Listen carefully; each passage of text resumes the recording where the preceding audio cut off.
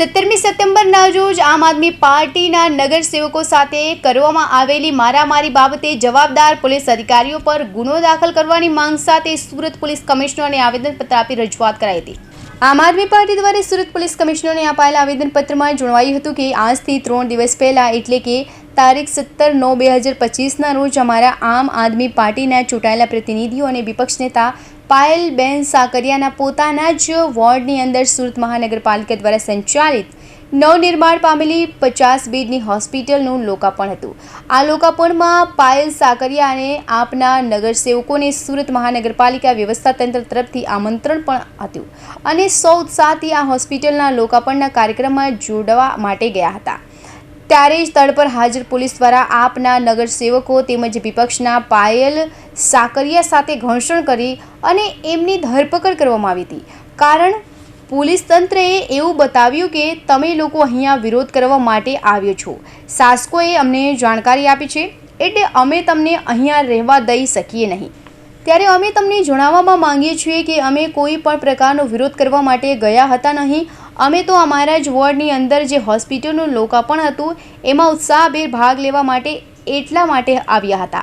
આજથી જ 3.5-4 વર્ષ પહેલાં કોરોના કાળમાંથી બહાર નીકળ્યા પછી સુરત શહેરની આરોગ્યને લગતી કથળતી પરિસ્થિતિ જોઈને અમે સુરત મહાનગરપાલિકામાં માંગ કરી હતી કે સુરતની વસ્તી મુજબ અહીં હોસ્પિટલની સુવિધાઓ નથી તો દરેક ઝોનમાં 100 બેડની હોસ્પિટલ બનવી જોઈએ, જેથી કરીને સુરત શહેરના દરેક નાગરિકોને પોતાના જ વિસ્તારમાં આસપાસમાં એક હોસ્પિટલ પોતાના પરિવારની આરોગ્ય સુરક્ષા માટે મળી રહે। અને અમારી એ માંગના અનુસંધાને 50 બેડની હોસ્પિટલ દરેક ઝોનમાં બનાવવાનું નક્કી થયું। એના ભાગરૂપે આ હોસ્પિટલ બની એનું લોકાર્પણ હતું તો અમે ખૂબ જ સકારાત્મકતા સાથે આ લોકાર્પણમાં ઉપસ્થિત રહેવા માટે ગયા હતા। લોકોને સંદેશ આપવા માટે ગયા હતા કે લોકોને અમે મત આપ્યો છે, એ મત કામના આધારે અને કામ કરવા માટે આપ્યા છે અને એ કામ કરવા માટે અમે હંમેશા પ્રયાસરત રહીએ છીએ અને તેના ભાગરૂપે આ હોસ્પિટલ આપણા વિસ્તારમાં મંજૂર થઈ અને હોસ્પિટલનો શુભારંભ થવા જઈ રહ્યો છે। પરંતુ આપની પોલીસ દ્વારા અમારા નગરસેવકો અને અમારા વિપક્ષ નેતાની ધરપકડ કરી લીધી। ધરપકડ કર્યાથી પોલીસ શાંત બેઠી નહીં પણ ડબ્બામાં બેસાડીને 1.5-2 કલાક સુધી આ ડબ્બાને આખા શહેરમાં રાઉન્ડ લગાવ્યા નાખ્યા હતા, જેથી જવાબદાર પોલીસ અધિકારી અને કર્મચારીઓ સામે ગુનો નોંધવાની માંગ કરી હતી। માનનીય પોલીસ કમિશનર સાહેબને અમે નિવેદન કરવા માટે આવ્યા હતા કે આજથી 3 દિવસ પહેલાં અમારા નગરસેવકો સાથે પોલીસ તંત્ર દ્વારા જે દુર્વ્યવહાર કરવામાં આવ્યો, મારામારી કરવામાં આવ્યા, એ પોલીસ અધિકારી ઉપર કાયદેસરની કાર્યવાહી કરવામાં આવે। પોલીસ તંત્રને કોઈ પણ સામાન્ય માણસ હોય એના ઉપર પણ હાથ ઉપાડવાનો અધિકાર નથી।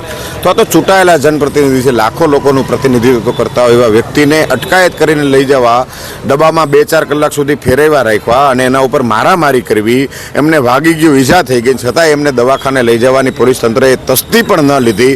આવા પોલીસ અધિકારી પોલીસ તંત્રની અંદર દાગરૂપ છે, સમાજમાં દુષ્પ્રેરણારૂપ છે। આવા અધિકારી ઉપર કાયદેસરની કાર્યવાહી કરવામાં આવે, એના ઉપર FIR કરવામાં આવે, ગુનો નોંધવામાં આવે। એ માંગ સાથે આજે માનનીય પોલીસ કમિશનર સાહેબશ્રીને મળવા માટે, નિવેદન કરવા માટે સુરત શહેરની સમગ્ર ટીમ આવી છે। અમને એવી ખાતરી આપી છે, આશ્વાસન આપ્યું છે કે આ બાબતની યોગ્ય તપાસ થશે, ન્યાયિક તપાસ થશે અને જેમના ઉપર પણ જરૂર પડશે એના ઉપર કાયદેસરની કાર્યવાહી કરશું। એટલે અમે આપના માધ્યમથી કહેવા માંગીએ છીએ કે એ અધિકારી ઉપર જો કાયદેસરની કાર્યવાહી કરવામાં નહીં આવે, એમના ઉપર FIR નોંધવામાં નહીં આવે તો અમારે ના છૂટકે માનનીય નામદાર કોર્ટના દરવાજા ખખડાવવા પડશે, પણ અમે FIR નોંધાવીને જ રહીશું।